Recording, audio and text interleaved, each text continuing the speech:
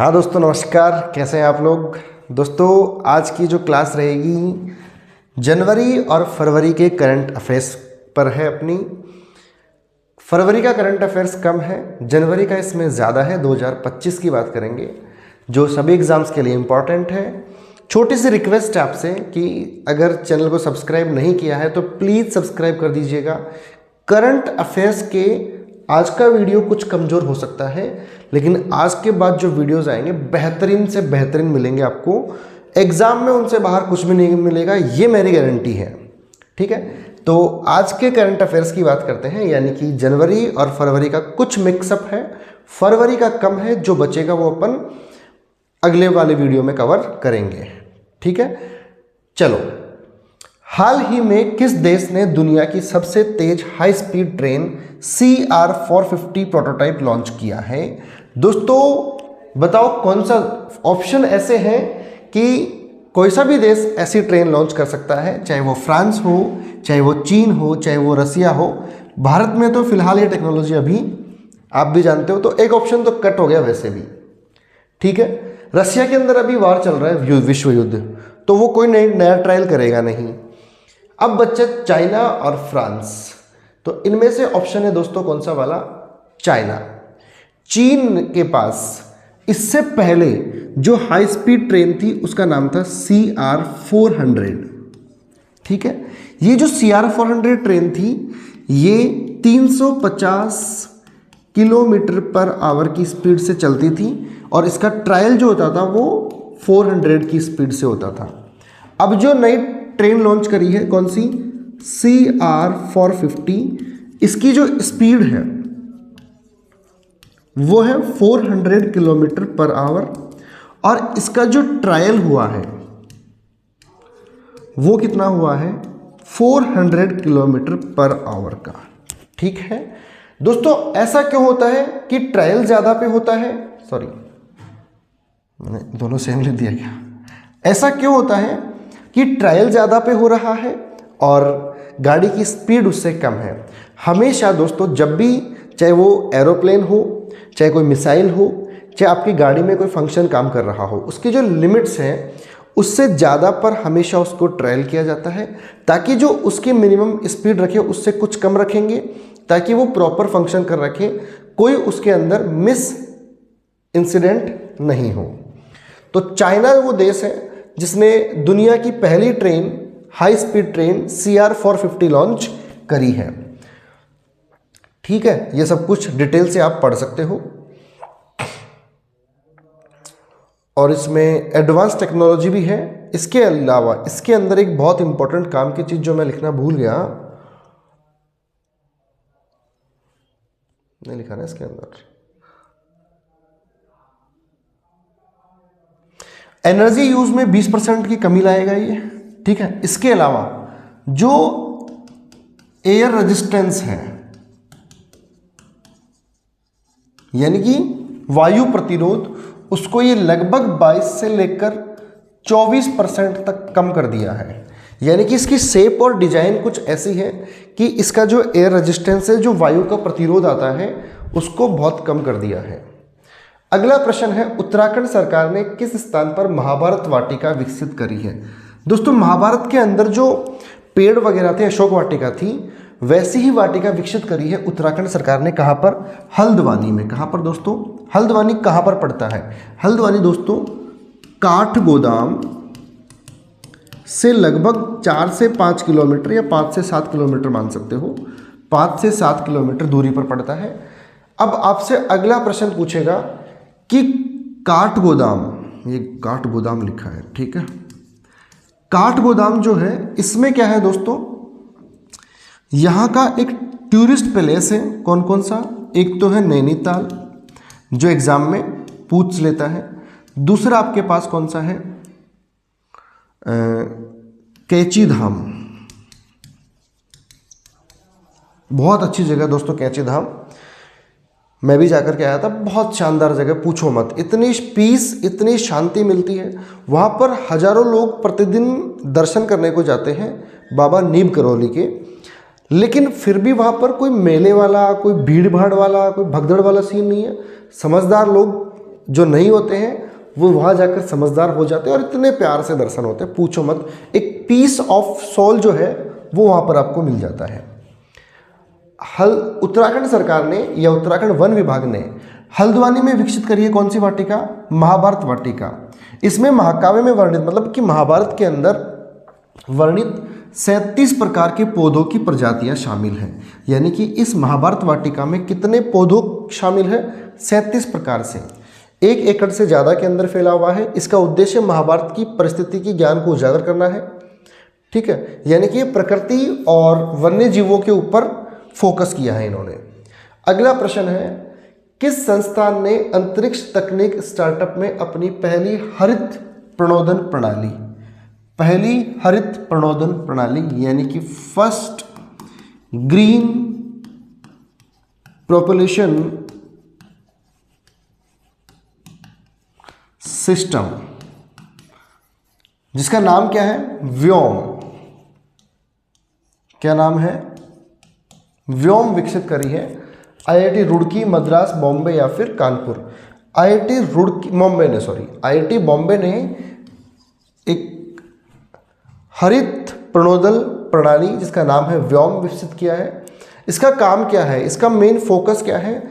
यह पर्यावरण के अनुकूल टेक्निकल उपग्रह जो है उनकी प्रणोदन में एक महत्वपूर्ण प्रगति, यानी कि एक प्रकार से सिंपल लैंग्वेज में अपन कहें तो इसका मतलब है कि यह पॉल्यूशन को कम करने की एक टेक्निक है जिसका नाम है व्योम। ठीक है, बाकी ज़्यादा कुछ नहीं पढ़ना है। अगला प्रश्न है, किस राज्य ने महिलाओं को मुफ्त बस यात्रा प्रदान करने के लिए शक्ति योजना लागू करी है?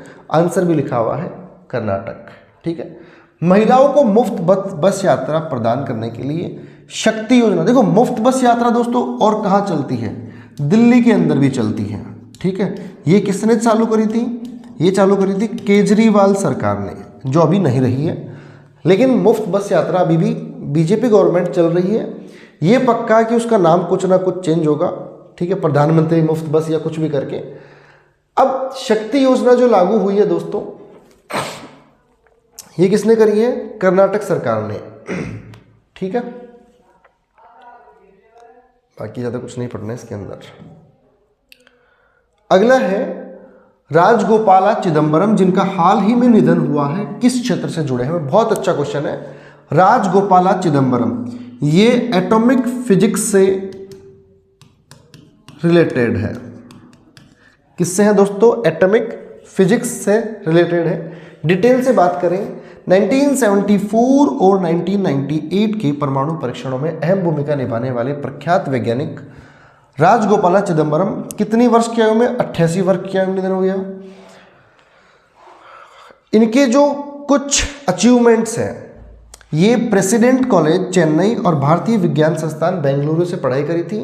भारत सरकार के प्रधान वैज्ञानिक सलाहकार 2001-2018 में रहे थे और बार्क के निदेशक, बाबा एटॉमिक रिसर्च सेंटर के निदेशक के रूप में 1990 से 1993 तक काम किया था। चिदम्बरम जो है परमाणु ऊर्जा के अध्यक्ष और DAE के सचिव भी थे। इन्होंने 1994-1995 में अंतरिक्ष परमाणु ऊर्जा प्रणाली के बोर्ड ऑफ गवर्नेंस की भी अध्यक्षता करी थी। ज़्यादा कुछ डिटेल से नहीं पढ़ना आपको, फिलहाल तो केवल ये ध्यान रखना है कि जो राजगोपाला चिदम्बरम थे वो एटॉमिक फिजिक्स से रिलेटेड थे। किस मंत्रालय ने विशेष श्रेणी वीजा, ई छात्र visa, E student visa, x visa की शुरुआत करी है? ठीक है, यह है कौन सा मिनिस्ट्री? गृह मंत्रालय। गृह मंत्रालय आएगा इसमें ना। ठीक है, तो होम मिनिस्ट्री ने एक विशेष प्रकार के वीजा की स्टार्टिंग करी है जिसका नाम है ई स्टूडेंट वीजा और ई स्टूडेंट एक्स वीजा। ये 2 प्रकार के वीज़ा हैं जो किसके लिए है? अदर कंट्रीज़ के स्टूडेंट जो इंडिया के अंदर पढ़ रहे हैं उनके लिए कौन सी वीज़ा सिस्टम है? E student visa and E student X visa. E student visa दोस्तों उन स्टूडेंट्स के लिए हैं जो भारत के अंदर विदेशी नागरिक है और भारत में पढ़ रहे हैं, उनके लिए है। और ई स्टूडेंट एक्स वीजा जो है उनके आश्रितों के लिए है, मतलब मदर फादर के लिए। ठीक है, अगला प्रश्न है, कौन सा देश जनवरी 2025 में आधिकारिक तौर पर पूर्ण सदस्य के रूप में ब्रिक्स में शामिल हुआ? बहुत अच्छा प्रश्न है दोस्तों, मलेशिया हुआ था, सॉरी इंडोनेशिया। कौन सा देश है दोस्तों? इंडोनेशिया वो देश है जो ब्रिक्स में शामिल हुआ था। ठीक है, ब्रिक्स क्या है? दुनिया की 5 अग्रणी उभरती अर्थव्यवस्थाओं में शामिल है। बी से होता है ब्राजील,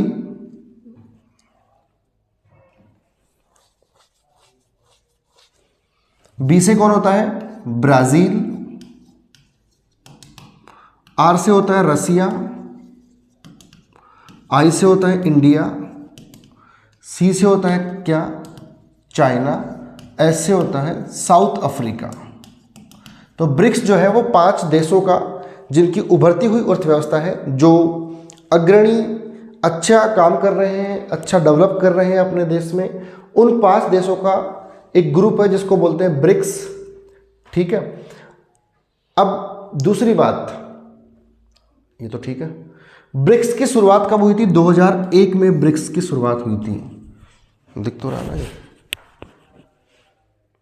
ब्रिक्स की शुरुआत कब हुई थी? 2001 में। और 10 बज गए क्या? ठीक है, और ब्रिक्स का जो सम्मेलन होता है उसकी सदस्यता कौन करता है दोस्तों? सबसे पहले ब्राजील का रहता है, उसके अगले साल रशिया, अगले साल इंडिया, अगले साल चाइना, अगले साल साउथ अफ्रीका। इस प्रकार से ये उनकी अध्यक्षता करते हैं। ठीक है,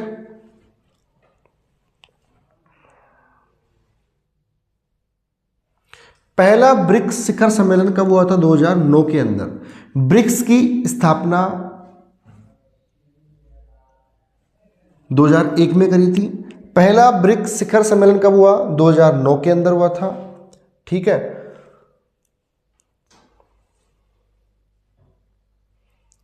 पहले उसका नाम ब्रिक था। क्या था? ब्रिक था। मतलब शुरू में 4 देश थे, फिर 2010 के अंदर साउथ अफ्रीका शामिल हुआ तो उसका नाम क्या हो गया? ब्रिक्स। ठीक है, अगला है, ये हो गया। मकर विलक्कू त्योहार किस राज्य में मनाया जाता है? दोस्तों मकर विलक्कू त्योहार जो है वो मनाया जाता है केरल के अंदर। बताओ केरल के अंदर और फेमस स्थान कौन सा है? शबरीमाला मंदिर कहाँ पर है? केरल में, जहाँ पर महिलाओं का जाना प्रतिबंधित था, बाद में उस पर काफ़ी विवाद भी हुआ था। ठीक है, शबरीमाला भगवान अयप्पा मंदिर में मकर विलक्कू त्यौहार मनाया जाता है। अब आपसे क्वेश्चन पूछे कब मकर विलक्कू त्यौहार कंडे बनायो जाओ छे, तो कई बोलेला केरल के अंदर बनायो जाओ छे। और थाने अगर यान पूछ लेवे कि मकर विलक्कू त्योहार या उत्सव कौन सा मंदिर के अंदर बनायो जाओ छे, तो थे कई बताओला कि शबरीमाला भगवान या फिर शबरीमाला मंदिर के अंदर बनाया जाता है। ठीक है, और कब मनाते हैं? मकर संक्रांति के विशेष त्योहार पर इसको मनाया जाता है। ठीक है, एक अनुष्ठान भी किया जाता है जिसका नाम है गुरुथी अनुष्ठान। यह जंगल के देवताओं को प्रसन्न करने के लिए मनाया जाता है। अगला प्रश्न है दोस्तों, किस राज्य सरकार ने वन्यजीव अपराधों पर अंकुश लगाने के लिए, बहुत अच्छा क्वेश्चन है, गरुड़ाक्षी ऑनलाइन FIR प्रणाली चालू करी है? यानी कि अगर आप किसी वन्यजीव के ऊपर अत्याचार होता हुआ देख रहे हो तो आप गरुड़ाक्षी ऑनलाइन FIR के तहत उस व्यक्ति पर या उस संस्था पर क्या कर सकते हो? ऑनलाइन FIR कर सकते हो। ये तमिलनाडु है क्या? कर्नाटक वो देश है जिसने गरुड़ाक्षी ऑनलाइन FIR लॉन्च करी है, गरुड़ाक्षी। ठीक है, आप इसके द्वारा मोबाइल या फिर ऑनलाइन ऐप के द्वारा FIR लॉन्च करवा सकते हो। किस मंत्रालय ने नया बैंकनेट ई नीलामी पोर्टल लॉन्च किया है? बैंकनेट है तो ऑब्वियसली आपको लग रहा है कौन सा? वित्त मंत्रालय। कौन सा मंत्रालय? वित्त मंत्रालय। ठीक है, ये क्या करता है दोस्तों, ये क्या है, वित्त मंत्रालय ने कौन सा लॉन्च किया है, वन स्टॉप प्लेटफॉर्म। कौन सा, बैंक नेट ई नीलामी। जितने भी परिसंपत्तियां हैं जो नीलाम होनी है उनको एक ही जगह पर लिस्टेड किया गया है और उसका नाम क्या है, बैंक नेट। ठीक है, यह नीलामी को सरल बनाता है, सुलभ बनाता है। ठीक है, बहुत सारी इसके ऊपर परिसंपत्तियां हैं। किस राज्य ने सरकार ने कैदियों को शिक्षित करने के लिए शिक्षेदात परियोजना शुरू करी है। दोस्तों, किस राज्य ने शिक्षेदात परियोजना शुरू करी है, वो राज्य है अपना पंजाब। कौन सा राज्य है, पंजाब। ठीक है, जगत गुरु नानक देव पंजाब राज्य मुक्त विश्वविद्यालय और पंजाब के जेल विभाग ने, यानी कि ये जो शिक्षेदात ये स्कीम लॉन्च करी है, ये जगत गुरु नानक देव पंजाब राज्य मुक्त विश्वविद्यालय और पंजाब के जेल विभाग ने मिल करके करी है। काम क्या है इसका, जो जेल में कैदी हैं उन कैदियों को शिक्षित करना और उनको मानसिक रूप से परिपक्व करना ताकि वो आगे जाकर के अपराधों में कमी आए। ठीक है, अगला प्रश्न है, किस राज्य ने लड़की बहन योजना की शुरुआत करी है, महाराष्ट्र। दोस्तों, ये प्रश्न बहुत ज़्यादा सुर्खियों में भी रहा था। क्यों रहा था, क्योंकि इस लड़की बहन योजना के कारण वहाँ की जो सरकार है उसके ऊपर काफ़ी सारा लोड आने वाला था, आर्थिक रूप से भार बढ़ने वाला था। ठीक है, इसमें क्या होता है, आर्थिक रूप से कमजोर और वर्ग की महिलाओं को 1500 रुपये प्रति माह दिए जाते हैं। ठीक है, वार्षिक आय जो है वो 2.5 लाख से कम होनी चाहिए और बीपीएल परिवारों को मुफ्त एलपीजी सिलेंडर और किसानों के लिए मुफ्त बिजली और बिजली भी शामिल है। इस योजना की लागत कितनी है, लगभग 4600 करोड़ रुपए है। ठीक है, वित्तीय चिंताएं बढ़ रही है क्योंकि 4600 करोड़ रुपए बहुत ज़्यादा होते हैं। फाइनेंशियल डिपार्टमेंट ने ये उनको चेतावनी भी दी है कि खर्च सरकारी वेतन के भुगतान को प्रभावित करेगा। ठीक है, अगला प्रश्न थोड़ा सा टाइपिंग में एरर्स है। भारतीय अंतरिक्ष अनुसंधान संगठन के नए अंतरिक्ष सचिव के रूप में किसे नियुक्त किया गया है। भारतीय अंतरिक्ष अनुसंधान संगठन के रूप में वी नारायण को नियुक्त किया गया है। किसको दोस्तों, वी नारायण को। ठीक है, ठीक है, अगला प्रश्न है, नेशनल डेजर्ट पार्क किस शहर में स्थित है। National desert park Pushkar, Bikaner, Jaisalmer. तो दोस्तों, नेशनल डेजर्ट पार्क कहां पर है, जैसलमेर में। विश्व में एकमात्र ब्रह्मा मंदिर कहां पर है, ब्रह्मा मंदिर कहां है बताओ, वो है आपके पुष्कर में। ठीक है, अगला प्रश्न है दोस्तों, भारत में 5वें संयुक्त राज्य अमेरिका वाणिज्य दूतावास का उद्घाटन कहां किया गया। 5वें संयुक्त राज्य अमेरिका का दूतावास कहां किया है भाई, बेंगलुरु के अंदर। कहां पर, बेंगलुरु में।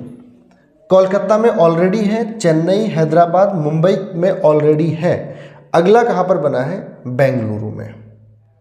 ठीक है, अगला प्रश्न है, खेलो इंडिया शीतकालीन खेल KWIG 2025 का आयोजन कहाँ किया गया था। ये किया गया है दोस्तों लद्दाख और जम्मू कश्मीर के अंदर, खेलो इंडिया शीतकालीन खेल 2025। ठीक है, ये कब हुआ, 23 जनवरी 2025 से ले को ये स्टार्ट हुआ था। 19 टीमें इसमें शामिल हैं, बस यही है। अगला प्रश्न है, राष्ट्रीय मतदाता दिवस कब मनाते हैं, शायद 23 जनवरी को मनाते होंगे मेरे ख्याल से, तो यार सॉरी 25 जनवरी को। कब मनाते हैं दोस्तों, 25 जनवरी को राष्ट्रीय मतदाता दिवस मनाते हैं। 15वां राष्ट्रीय मतदाता दिवस 25 जनवरी 2025 को मनाया जाएगा या मनाया गया है। ठीक है, बाकी और कुछ ऐसा है नहीं जो आपको याद करना हो इसमें।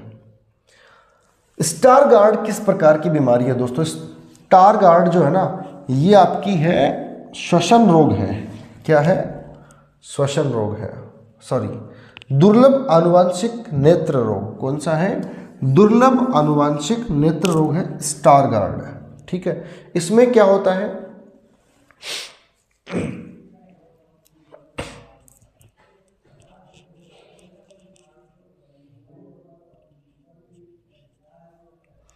अगला प्रश्न है, संस्कृति मंत्रालय ने, संस्कृति मंत्रालय है वैसे, है ना, संस्कृति, उत्तर प्रदेश के किस शहर में भगवत प्रदर्शनी का उद्घाटन किया गया है? अयोध्या में किया गया था क्या? प्रयागराज में। किसका उद्घाटन किया गया था? भागवत प्रदर्शनी का, जिसका काम क्या था, मेन फोकस क्या था? कला, संस्कृति और भगवान राम कृष्ण और कुंभ परंपराओं का मिश्रण शामिल है। तो ये था कुछ जीके के छटे हुए प्रश्न। अगले वीडियो में इससे भी बेहतर और अच्छे प्रश्नों का मिश्रण होगा और अपनी ओर से मैं बेहतर एफर्ट्स लगाने का प्रयास करूंगा। धन्यवाद।